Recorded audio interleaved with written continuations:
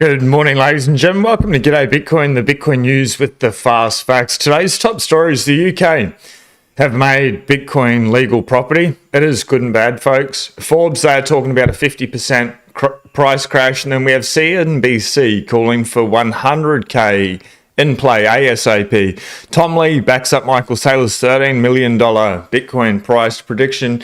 I want to dive straight into it this morning, and shout out to everyone watching on YouTube. Streamers playing up a little bit, so no X video this morning. The UK, a new bill has been introduced in Parliament to clarify crypto's legal status. We'll come back to this one. Let's go full screen here. CNBC, they do have reports. Bitcoin could soon hit its six figures regardless of who wins the US election, investors say. We'll come back to that one as well. First off, this is a 3-minute video here, but I think it's worth watching. Let's go. Good morning. We don't really have an opinion on Bitcoin, but the question comes up a lot. I know you have some strong opinions on Bitcoin. How do you see that? Well, we're still recommending Bitcoin. We started writing about Bitcoin 9 years ago. Okay. And originally we recommended investors put 1% of their portfolio into Bitcoin, or 0.5 into Bitcoin and 0.5 into Ethereum. And at that time, what we had written about was that even if you don't believe in blockchain and the security of the Bitcoin network, 90% of the move in Bitcoin was explained by just two variables, the number of wallets and the activity per wallet. And if you projected that out, we thought Bitcoin could get to 25,000 by 2022, which was like a 20x gain. It turns out it hit 22,000 in 2022. If you do the same math for Bitcoin now, the number of wallets could still rise by a pretty big, what they call log function. And, Bitcoin could get to, I've heard numbers like Michael Saylor yesterday said 13 million. They're not crazy numbers for Bitcoin if it becomes a mainstream form of financial transaction. But here's the interesting thing. Our 1% allocation, when we first recommended it, today is over 40% of someone's portfolio. And if they did 0.5 in Ethereum and 0.5 in Bitcoin, it's 80%. So I still think it makes sense to put 2% into Bitcoin.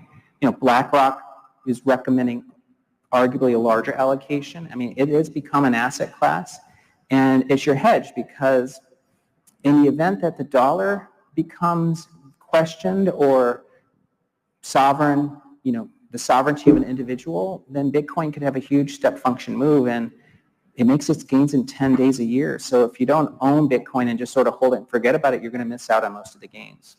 Do you have a target for Bitcoin now? Yeah, our team, we have a crypto team. It's actually 4 people that research Bitcoin basically every day. And they think it's going to be over 100,000 by the end of the year, with most of that move coming 100K by the end of the year. Tom Lee goes on to say that most of that move will come after the elections. It doesn't really matter who gets in there. A couple of things that he said that we've repeated on this channel many times is Bitcoin makes its move 10 days a year. So by sitting on the sidelines and trying to time the dips, the ups and downs, it usually doesn't work out. 100K by the end of the year. And it makes sense. What Tom was saying about being sovereign, having sovereignty as a person, or if the dollar becomes refuted, maybe it makes sense just to get some, just in case. Won't play the rest of the video, but I will repost that on X this morning. Now, diving straight into the UK. So this is gov.uk. This is their official website. A new bill has been introduced in Parliament to clarify crypto's legal status. Tech-savvy owners of Bitcoin and other digital assets will benefit from greater legal protection thanks to an important clarification to the law. So the bill, it's called the Property, Digital Assets, etc. bill. I like that.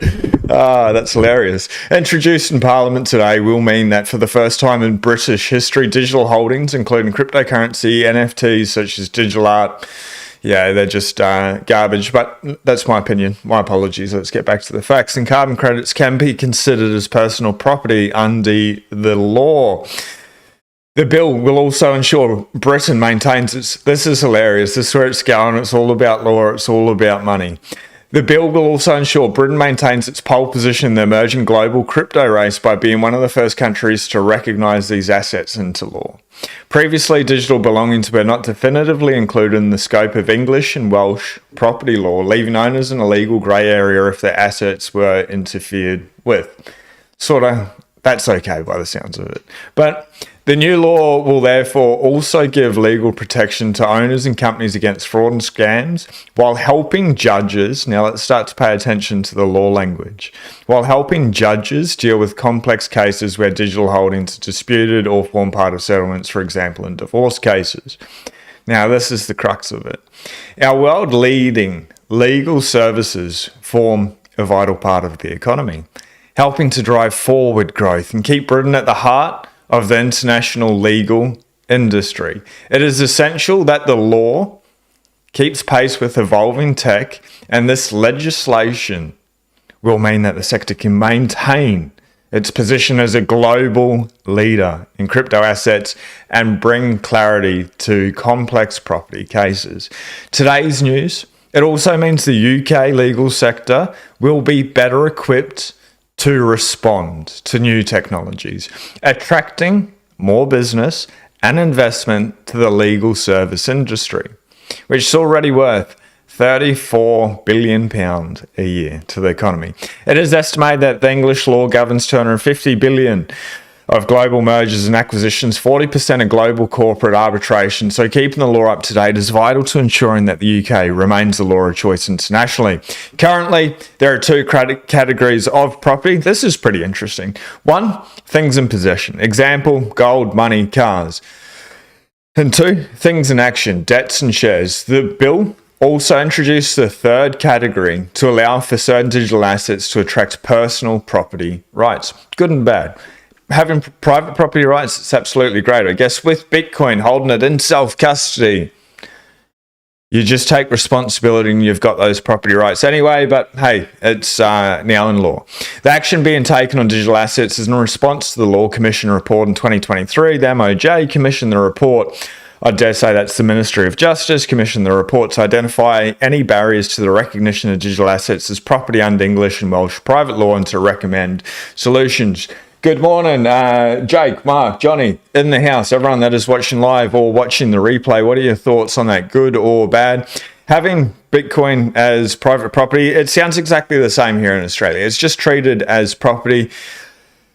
Not financial advice, talk to account, blah, blah, blah. The way that it works beneficially, well, it'd just be better if they classed it as currency. Then we can spend it, there'd be no capital gains attached. Here in Australia, they really incentivize you to hold Bitcoin, to hodl Bitcoin, to hold on for dear life. And the way they do that is they've classed it as private property here. Absolutely great. That's fantastic. It's got a legal status, regulation, whatever. They can play their silly fiat games. But what's good about it is if you hold it for more than 1 year and you make a gain on it, you're only paying tax on 50% of the profits at whatever your nominal tax bracket is. So say you're in the highest tax bracket, let's round it up, it's at 50%. You make $100,000 profit, you've held it for more than a year. You're paying tax on $50,000 at 50%, so you're walking away with 75,000 Pacific pesos or whatever fiat garbage currency you're selling the world's hardest money for. If you need to sell it, pinch comes to shove. They're just incentivizing you to hold on to it for a long time. I think that's good. And any way you can be incentivized, I guess. And they disincentivize you if you spend it either after a year or before a year. You're still paying tax. And I don't like paying tax. So I'd rather just not spend my Bitcoin. It's an easy way out. But yeah, I'm taking the piss a little bit. What are your thoughts in regard to the UK passing it into law? It's good and bad. Things like divorce and stuff. Not a bad thing. I don't think it's unfortunate when relationships or whatever go south, but you've gone into an agreement, otherwise look at getting a prenuptial and be able to protect yourself and just think about the future beforehand. But the Fed, warning, as crypto suddenly braces for a predicted 50% Bitcoin price crash. I wouldn't stress about this. I wouldn't worry about it. Come on, if we can get this scrolling. Analysts with the world's largest asset manager and Bitcoin spot ETF issuer BlackRock have warned they see some volatility flare-ups ahead. Couldn't agree more. Could not agree more. I think it's going to be an absolutely insane wild ride. It's going to be absolutely hectic. But it's predicted the Fed won't cut rates as quickly as the markets expect. Hey, come on, what's going on? We are going to get into the prediction of the rate cuts coming up in about 6 days, couple of hours. We see multiple factors driving market volatility. Resurgent recession fears due to some softer economic data, pre-US election jitters, and profit taken as investors make room for new stock issues. BlackRock Investment Institute strategist, led by Jean, wrote in a note adding, "We don't see the Federal Reserve cutting policy rates as sharply as the markets expect."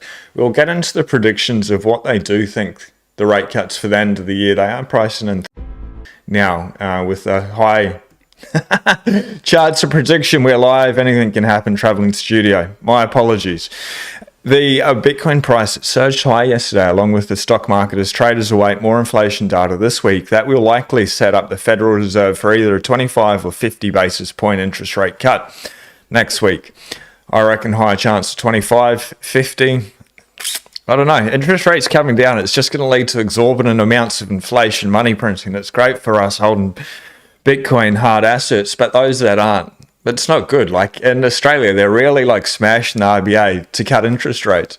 What do you think happens to prices? Everyone thinks housing's expensive. Now, like, just wait. Thanks Satoshi for Bitcoin, I guess. But anyway, the Fed is widely expected to cut interest rates when officials gather for the 2-day policy meeting on September 17, its first post-pandemic era cut that could herald a new cycle of cheaper borrowing and fresh liquidity. Money printer absolutely ramping up, warming up. Jerome Powell is ready just to smash and make it go brr. We are looking forward to it for number go up, but Bitcoin's going to be a whole lot more expensive than what it is now, unfortunately. So last week, a weaker than expected US job report sparked a Bitcoin price crash. Oh man, the Bitcoin price crash of last week, it's absolutely hectic. With the slowing jobs market fueling fears, the Federal Reserve has waited too long to cut interest rates and could have tipped the economy into a recession, even as inflation is falling with their fake made-up numbers. But anyway, this is what they're saying. Toward the Fed target rate, in the near term, higher inflation over the medium term will limit how far the Fed can cut rates, we think. Bovine wrote. Bovine, it just reminds me of beef, and then I feel like eating jerky. Anyway, growth jitters and cooling inflation have driven 10-year yields to 15-month lows. As an investment priced in more than 100 basis points of cuts by year-end and about 240 basis points cuts over the next 12 months, applying a Fed response to the recession. Oh, sweet, sweet Bitcoin. Meanwhile, analyst broker Bear Stein warned the Bitcoin price could crash. We talked about this to around $30,000 if Vice President and 24 Democratic Party nominee Kamala Harris wins November's presidential election. I don't know, just for that, maybe we need to get Camilla in. $30,000 Bitcoin. How good would that be for a couple of years? Even just for a day, just for one day. Make it happen. Wouldn't that be cool? But however, they also think that a victory for former US President Trump and Republican nominee could send Bitcoin for a price surge to $90,000. Get a God candle that day, $10,000 in one day. We're going to get $10,000, $20,000, $30,000 days where it just pumps to the upside in this cycle. And then we're going to get other times where it dumps $10,000, $20,000, $30,000. The volatility, it's a feature, not a bug, and leads to adoption.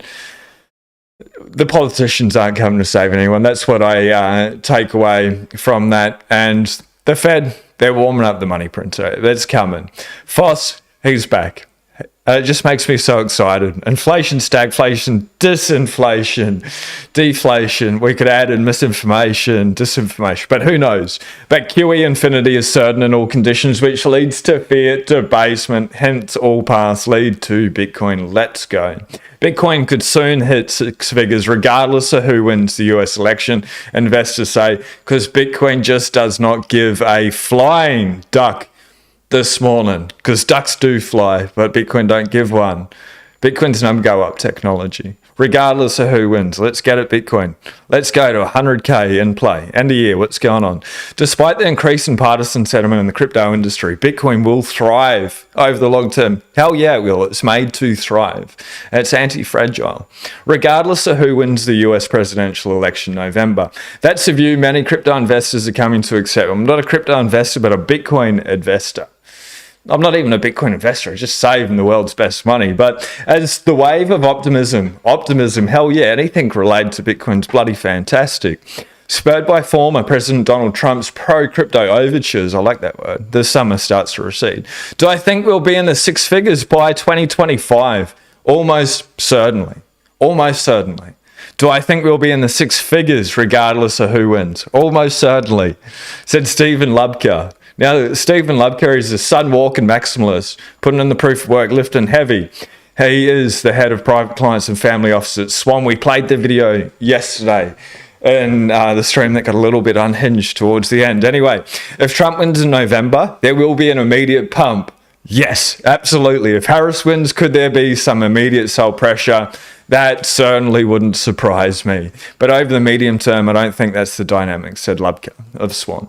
Vice President Harris is funny as to watch. Anyway, has not shared a public view on crypto, but parts of the industry are concerned she's antagonistic to crypto and shares views as Senator Warren. Oh, she's very antagonistic. She's a horrible person when it comes to Bitcoin. And SEC Chair Gary Gensler, GG in the house. I don't know if he's good or bad. He definitely understands Bitcoin. He used to teach at MIT about Bitcoin. Anyway, that our thoughts be holding back crypto adoption. You can hold back crypto adoption. I couldn't care. Bitcoin's unstoppable and it ain't crypto. But there hasn't been clear statements, but there has been a bad history under the Biden admin. Serious question.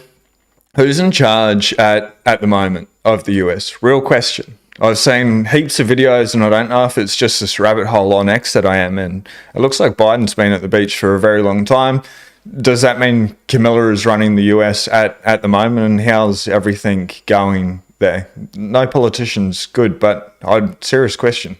Who's looking after the country? Who's got the nuke codes at the minute? There hasn't been clear statements, but there has been bad history under the Biden admin, so I understand why people are paying attention. Although there are concerns thanks to the Biden admin's position on Bitcoin, I would remind investors that Bitcoin did great under the current admin. Well, I like that word, administration. That's interesting. That's how I write. I get things wrong all the time. It has been one of the most successful assets in the world during a period where everyone was opposed to it. Governments have traditionally been at least mildly hostile, no kidding, to Bitcoin during its whole history. It's done extremely well. What is it? First they laugh at you, and then they fight you, and then we win. They're fighting us hardcore, and we're winning hardcore. Anyway, let's carry on. Let's get into the price this morning. Where were we? This is where I started, 57,389, and it's spot on. It's the same. It hasn't moved in the last hour, where it's come back pretty close to. 57,978. It's just hanging around near that 58K level. It hates the 58K gang. And lower 55,573. That's not bad. $2,500 in a day. It's 4x that. It's $10,000 move in a day. They're coming. We've already had them in Australia. Now, Elon Musk. It's not really related to Bitcoin, but it sort of is. Elon Musk, America has been slowly strangled to death by an accumulation of millions of regulations. Tens of thousands of new rules are added every year, but very few are ever removed. Eventually, everything becomes illegal. So this 11 years ago, a video, to make sure the sound's up, 40 seconds. Let's get the natural bias of regulations is to last forever, unless they're actively, you have to actively delete a regulation or a law, the way things are set up in most laws. Some laws have sunset provisions. And the problem with that is you get vested interests who like that law, and there's an inertia around it.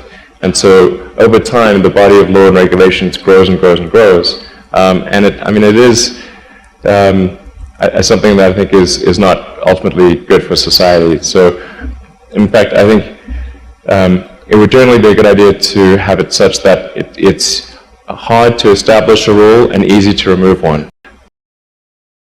Completely agree. How do we make that happen? Whoever we can vote for to make that happen, to be able to remove laws, regulation, would be absolutely great. Now, this the FBI, was it last week, they put out this thing, and I'll show you what they put out. A public service announcement saying North Korea is aggressively targeting the crypto industry with the well-disguised social engineering attacks. There's some really superb comments in the comment section when we did bring that up. Like, do you really believe the FBI? Do you really trust them? And thinking about it, no, I don't trust any government agency. You don't just give them trust, it's something that needs to be earned.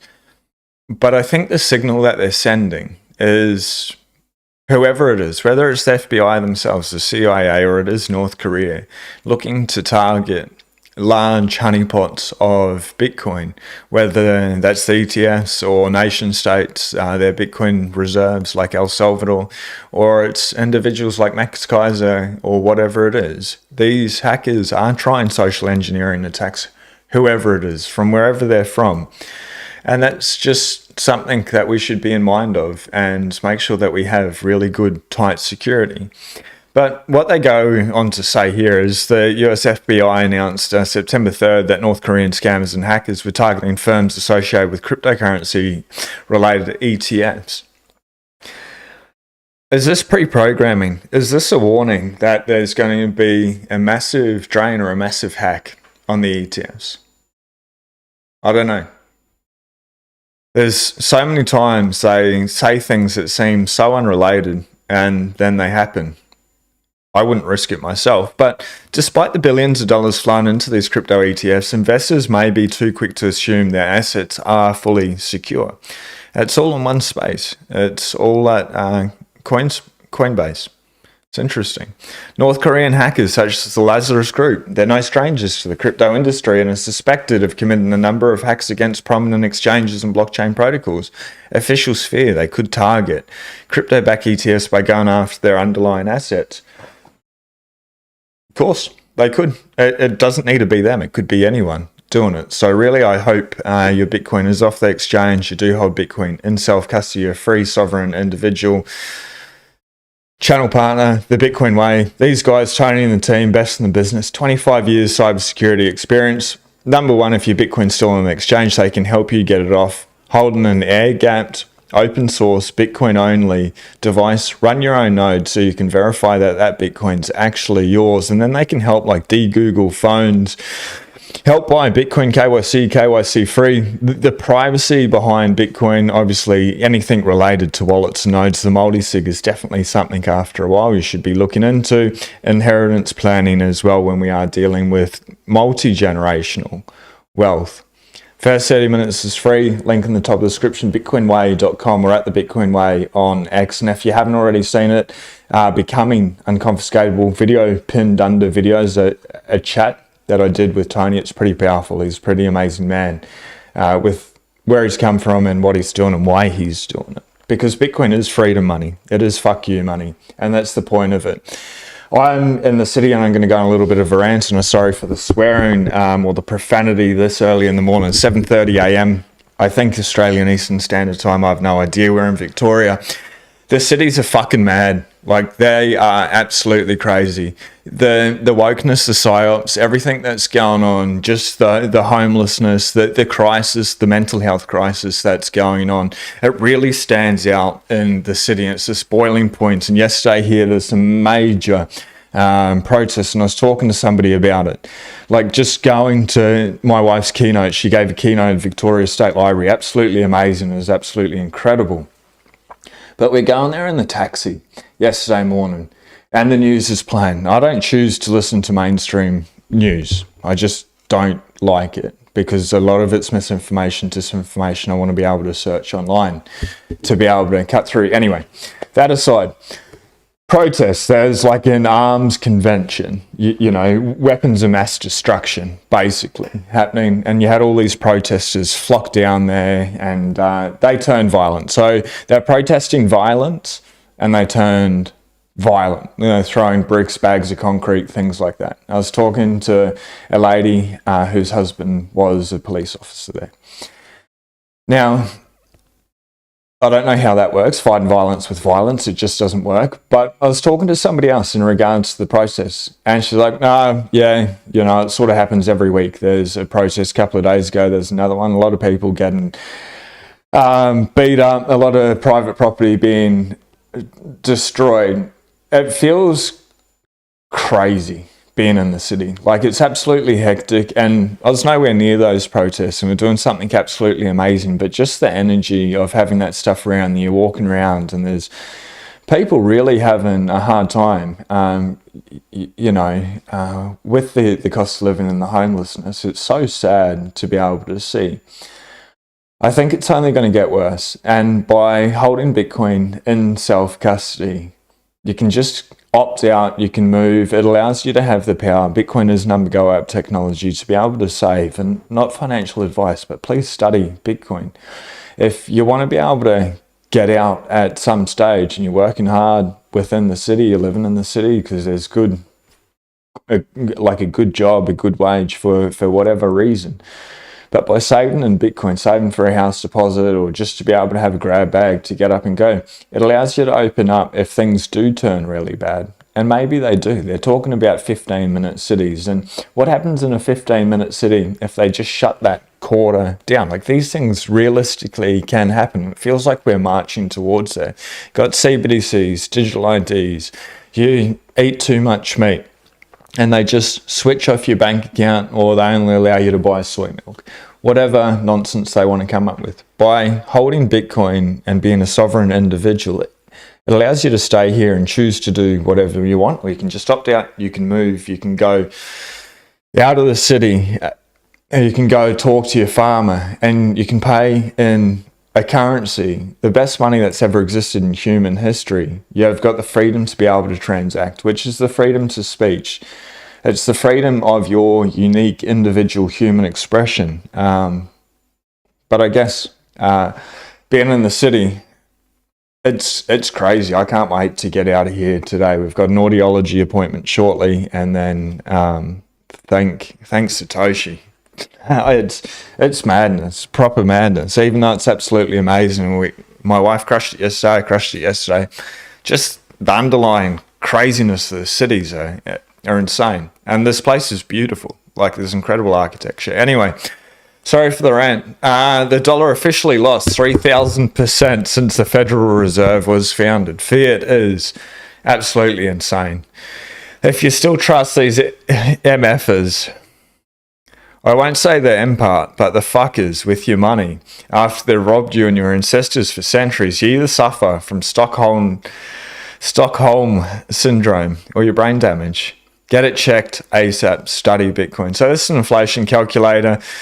1913, if I purchased an item for $1, then 2024 it'd be $31.77. Absolutely insane, absolutely absurd, and it's speeding up since we went off the gold standard 1971. Is this POM? This is in regards to the presidential debate. It's a little bit of a essay. I can read through it pretty quick, but Mark Moss got a quick snapshot. I want to dive into the predictions for the rate cuts, and shout out to everyone watching live this morning, and also tuning in for the replay. Let us know where you're at, and if you're in the city, do you like living in the city, and why is that? Maybe it's nice to be close to a city. I just don't understand it. I'm not a city person ever, like I never have been. So if you are a city person, can you let me know why you like this place? I think it's nice to be able to visit, but I think it's nice to be very, very, very far away. Anyway, back to the signal. Mark Moss, does the presidential debate even matter? No. for the markets? No. Yes, on all types of other issues such as the border, censorship, health, etc. But the chart shows us stocks will rise no matter the president. We're about 3 years and 8 months into Pres Biden's presidency. During that time, the S&P has risen by about 50%. 3 years and 8 months into Donald Trump's presidency, the S&P had risen by about 50%. And 3 years and 8 months into Obama's presidency, about 50%. Into Clinton's presidency, 50%. Coincidence? Maybe not. It just so happens that the presidency runs on 4-year cycles. You know what else runs on 4-year cycles? Bitcoin halving cycles are at the same time. ISM business cycles are at the same time. And debt? Well, the debt is running on a 4-year cycle, 75% of debt duration, 1 to 5 year period. Interesting. This means every 4 years, the debt hits liquidity pockets until the next round of easing is injected, and off to the races we go. So if you're an elementary kid looking at patterns, where do you think the markets go next? I better pull out my crayon, Mark. Where do you think Bitcoin ends up? The doomer bears will find themselves in disbelief again. TikTok and next block, baby. It is number go up season. We are here for it. Everyone that's been stacking through the bear market, buying on the red days, you're a fucking legend. Well done. You've made yourself a hero. You are literally on the hero's journey. It's a crazy journey. It's a good journey. If you're looking for a good book, The Hero's Journey is an absolutely fantastic book if you haven't already read it. So probabilities of an ease, you can see it here. We've got 100%. That's the smell of the money printer warming up. We haven't heard it yet. If I can zoom out. Target basis, 500 to 525 basis points. That's the current target rate. It's where we're looking at. 100% ease. Be interesting. So if we go to probabilities here, 3 by the end of the year.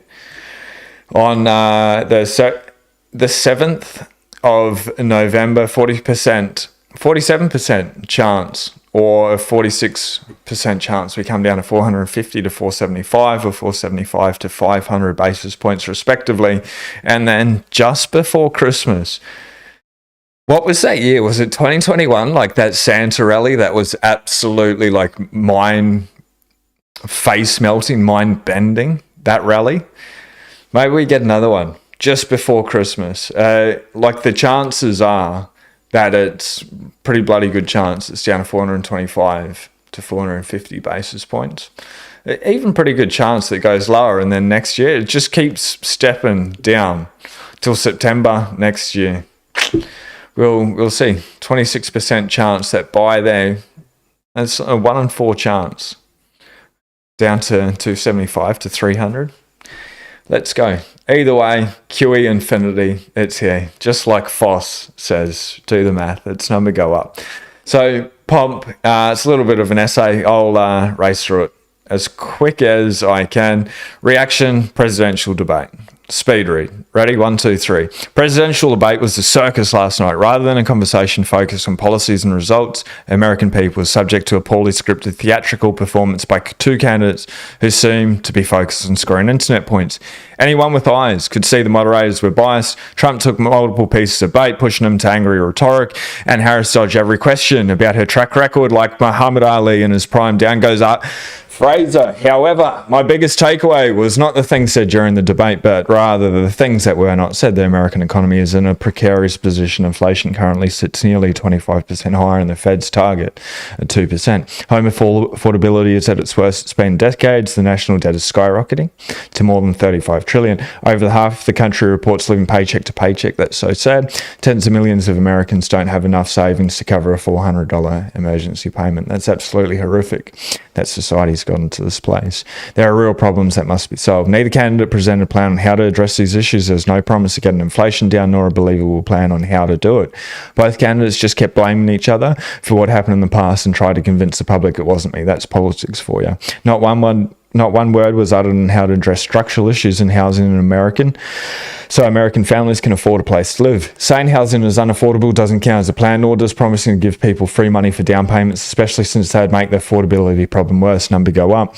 And in one of the most shocking developments, there was zero mention of a desire to balance the annual budget. Imagine the US state run at nearly $2 trillion deficit annually. It's more like 3 trillion, isn't it? 1 trillion every 3 days. Anyway, with the national debt accelerating, the individuals who want to be the next president don't even mention the issue.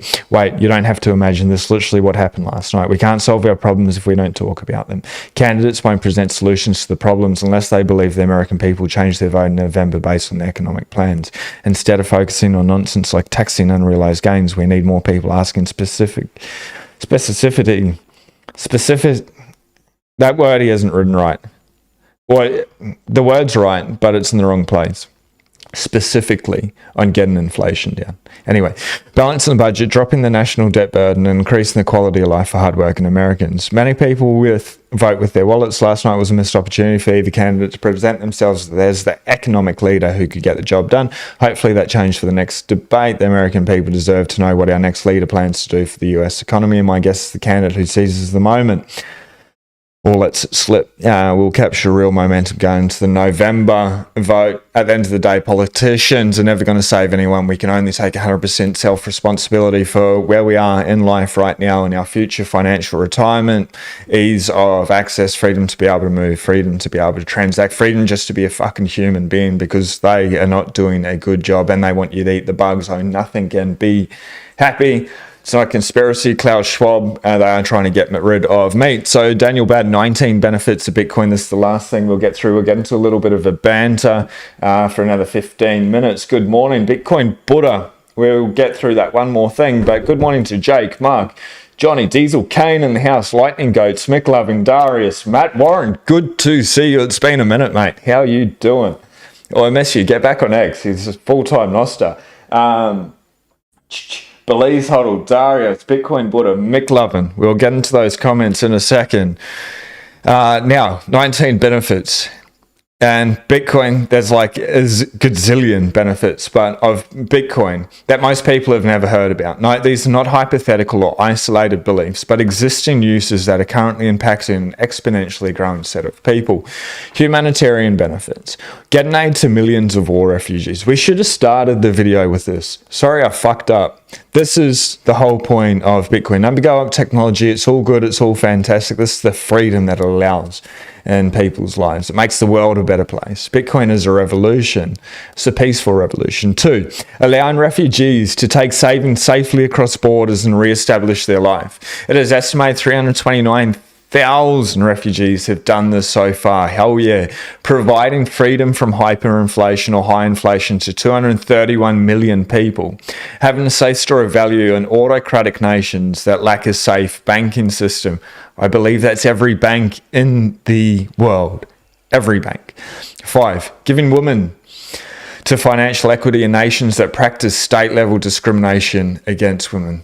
That should be number 1. Allowing people in developing nations to receive remittance payments from family without delays and without heavy fees or loss of purchasing power in the 8 closed countries with it dual exchange. Providing, number 7, providing freedom from overnight currency debasement for 14 African nations experiencing French monetary colonization. 8, verifying and improving the integrity of electoral processes in semi-autocratic nations. 9, providing banking to the unbanked. 2 billion unbanked in the world, mostly in autocratic nations. It's not saying it's providing, it's saying it's providing the banking, not 2 billion people are using it. Otherwise, there wouldn't be 2 billion unbanked. He said it pretty good. It's just the way that I said it. I didn't want that to mislead anyone. Anyway, 10, removing the risk of financial reprisal from running humanitarian campaigns in autocratic nations where 5.7 billion people live. See how cool Daniel Batten is putting all this together? Energy, ending energy poverty, creating energy security. 11, providing energy abundance to multiple villages in Africa who were previously without power. Developing energy independence for nation states such as Bhutan, Ethiopia. The environmental benefits. Reducing more emissions from landfill, the largest DAC project in the world ever achieved. Accelerating the renewable transition by making renewable generation more profitable. I don't know why they call it renewable, but I agree with that. 15, developing a monetary system with significantly lower emissions and emission intensity than the banking system. Completely agree. 16, becoming the world's most sustainably powered major industry. Interesting. 17, rescuing a national park in Africa. That's extremely interesting. And they make chocolate from that place as well with the cacao. And they're using the Bitcoin miners to dry the cacao, if I'm not mistaken, at the same place. Pretty cool. Benefits to liberal democracies. 18. Having an international borderless currency that governments cannot surveil or freeze with fixed monetary supply that prevents irresponsible government funding of forever wars.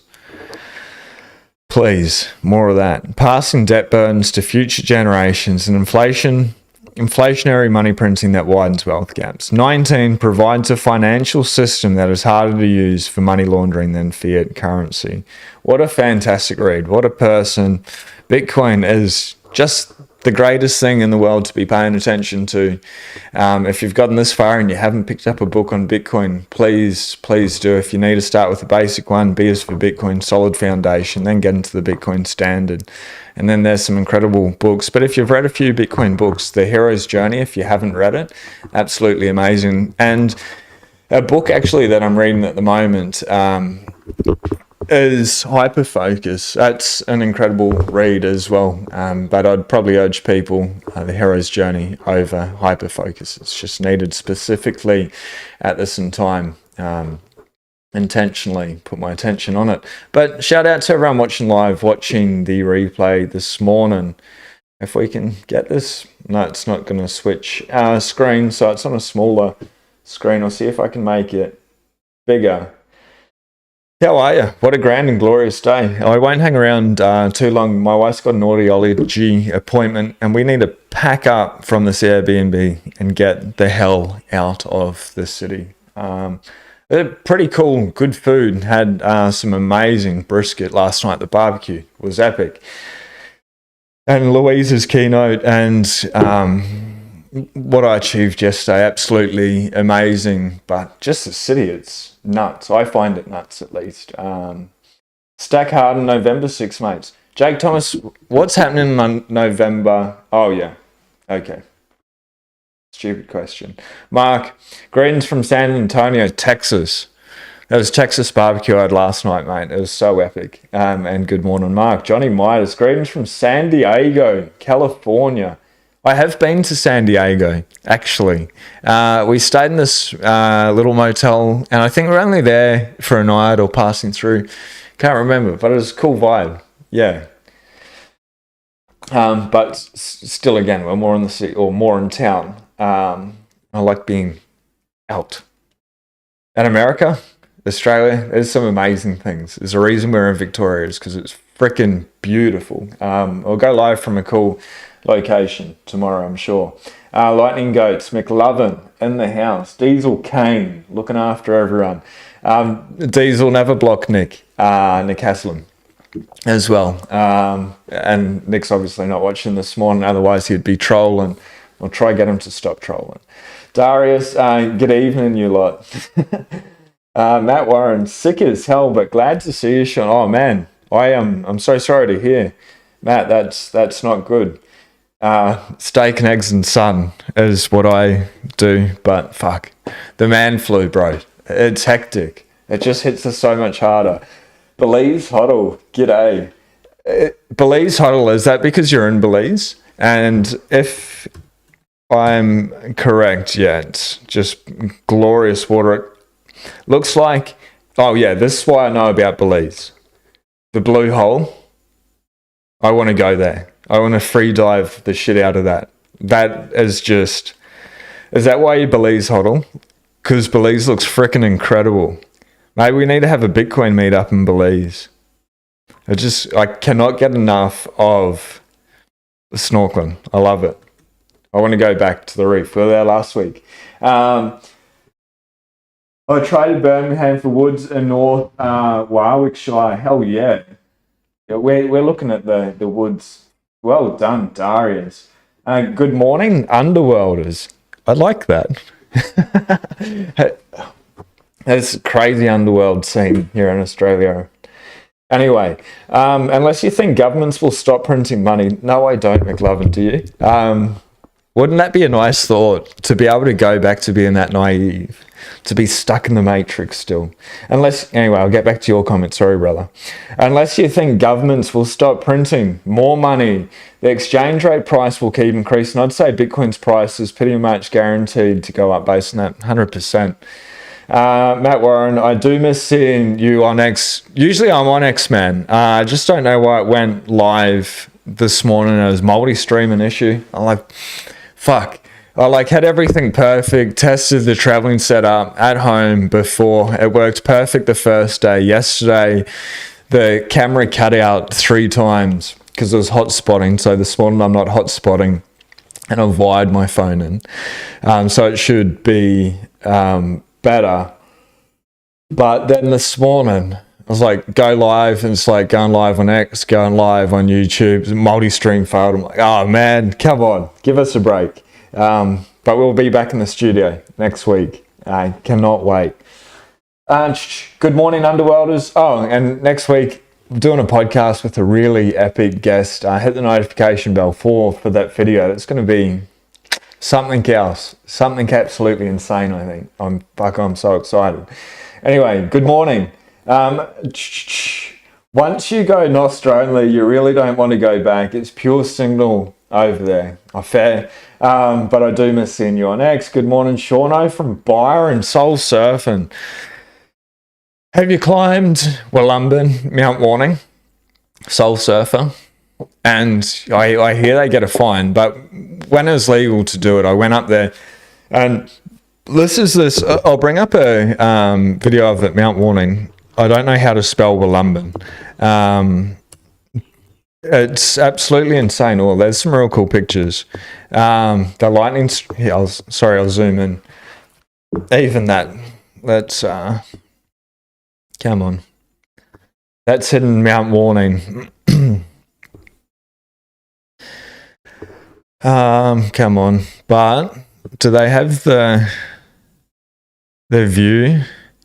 Anyway, climbed up there when you could do it, and I'd climb up there now and still do it respectively. This girl got fined for doing it, but it's a place on planet Earth. I do it with respect. I'd pick up rubbish doing it. Right or wrong, I don't know. I don't know, we should all tread softly on the earth and leave footprints, take memories. But that's the view. Anyway, went up there one morning real early, and we went up to see the sunrise. As the sunrise was coming up, and this is like one of the trippiest things that's ever happened in my life, as the sun was coming up and it just hit the horizon, so you saw that little glint, there's these 2 massive birds, maybe wedge-tailed eagles. They're the biggest birds that I've ever seen in Australia. Bald-headed eagle, maybe, in the States. No, these were bigger than that time. Anyway, they came up with their wings. It's hard to be able to show like that, but either side of the mountain, so if that's the mountain, either side, they're both coming up. As they got to the top, floating up, and the sun rose a little bit, they folded wing over wing sideways, like this. If this is their head, and there's their wing, they're coming up, and they folded like this and dropped down. Like, it was the craziest thing I've ever seen in my life. Like, as the sun was coming up, they just rose up. It happened real quick. They came up on the thermals or whatever of the mountain. Sun was coming up, and then they just went. Zoom. I was like, whoa, that was insane. That was absolutely amazing. It's a really beautiful, incredible place. It's the first place in Australia that receives sun. And I believe that's where the ley lines, the song lines, if you want to go down that side of things, start. Regardless of all that stuff, however that works, I don't know. It's a really special place. I understand why it's a sacred place, but it's a sacred place for all of humanity, I think. And I don't agree that it should be closed off. Same with Uluru. I got to go there and fly around it, but not be able to go on that hero's journey. I think these places lead to that hero's journey, but we must do it with respect. Anyway, that's so unrelated, but there's some incredible places in the world. Once you go on Nostra, that's why I brought it up. Seoul. Hopefully you get up there. I think it's a must. Like, it's like going to the reef. It's just one of these things that we should do in life. Being able to go to the pyramids. I got to go to Machu Picchu, to climb to the top of Mount Everest. I want to be able to do it. Like, all the rubbish and stuff that gets left is absolutely insane. But as a human, I think we're made for adventure, and to be able to lock into like these coordinates on planet Earth, I think that's special. G'day from the Great White North, Canada. Matt, I'm guessing, with the A on the end. Somewhere I want to go. Matt Warren, I agree 100%. 2 weeks using Nostra protocol and other apps on Hook. Nostra is literally the Bitcoiners network. Mike D, been a while since made the live show. Best wishes from the UK.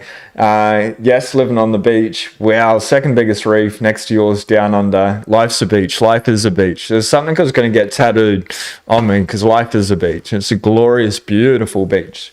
Yep, been up many times, bro. Fuck yeah. It's sick, eh? It's just an amazing place. It's absolutely breathtaking. It's spectacular.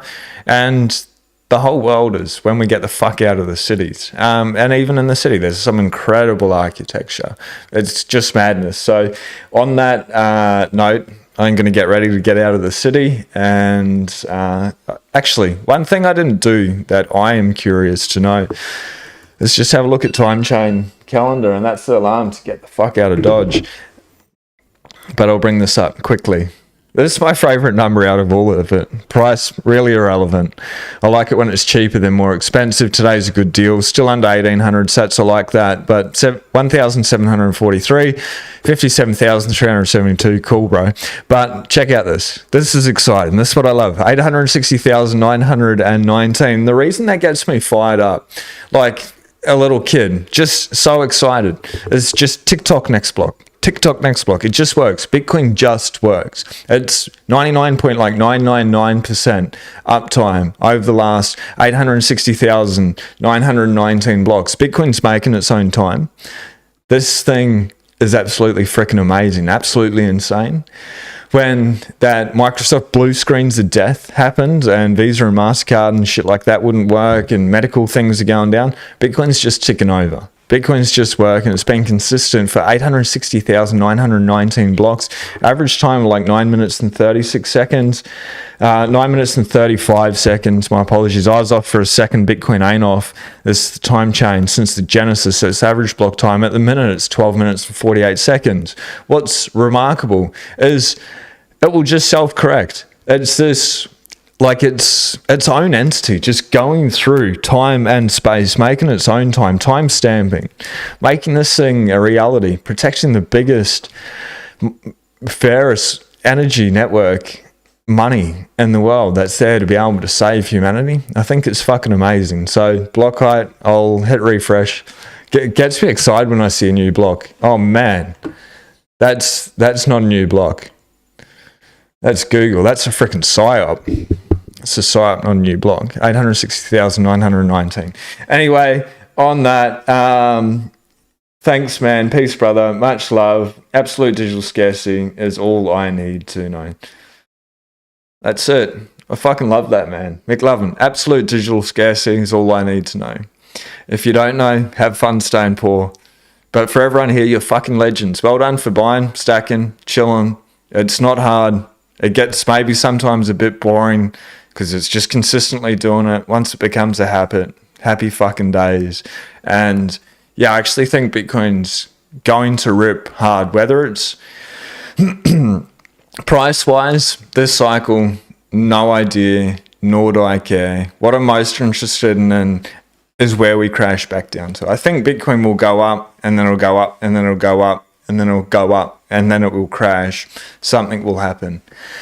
What I'm interested in is, do we come back to where we are now? around 60,000, 69,000, 74,000 as base case, $100,000. Bitcoin's sort of like adding a zero each cycle, sort of the $100,000 cycle. But I do think it's going to just ramjet and go parabolic regardless of which president gets in. They're going to cut rates. I think they're going to cut more rates, and they're going to cut more rates, and they're going to start money printing, and they're just going to warm it up a little bit, and they're going to inject a huge amount of liquidity, and it goes absolutely insane. And if that doesn't happen, and they declare a recession, they jack interest rates up even more, they continue quantitative tightening, Bitcoin fucking crashes, plummets, I'll be making the most of that opportunity. Fiat, it's a dying beast. It's absolutely destructive. It's evil, in my opinion. And maybe it wasn't set out to be evil, but it's been manipulated into a tool of evil, a tool of tyranny. We have an opportunity to be able to change those slave dollars into something of freedom that's fair, that empowers the individual when they take self-responsibility any day. But what a fucking time to be here. So well done on everyone on this journey. What's been the biggest change that you've seen in your life, mentally, spiritually, physically, financially, on this journey? And is this your first cycle? Have you just been here the last couple of weeks? If you're here for the last couple of weeks, TikTok next block, you need to put in 100 hours ASAP. And I'd get at it, and it'll be the best thing that you ever do. Study the hell out of Bitcoin. For anyone else being here for a long time, let us know how that journey's been. Has it been epic? Has it been hard? Because when we do what is hard, our life will be easy. Do something nice for yourself, for somebody else. We'll see you when we're the fuck out of the city tomorrow, but have a grand and glorious day. Gonna go on an adventure. I'll find somewhere cool in the city. There's a lot of cool spots.